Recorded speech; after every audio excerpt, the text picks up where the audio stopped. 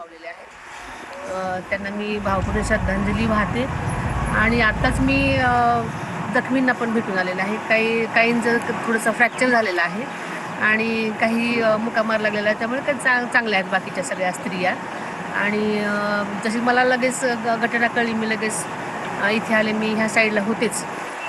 त्यामुळे मी लगेच इथे येऊन त्यांच्या उपचारासंबंधी सगळं देखरेखीखाली सगळे प्रशासनाला सूचना दिलेल्या आहेत की त्यांना सर्वतोपरी मदत करा, अशा मी प्रशासनाला सूचना दिलेल्या आहेत. आणि मृत व्यक्तींना आपल्याला माहिती आहे की जी.आर. आपल्या महाराष्ट्रात मागेच निघालेला होता.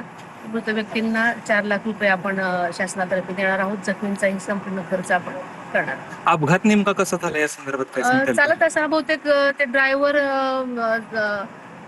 सकाळची वेळ असल्यामुळे बहुतेक त्यांनी काहीतरी गोळ्या घेतल्या असं समजतंय.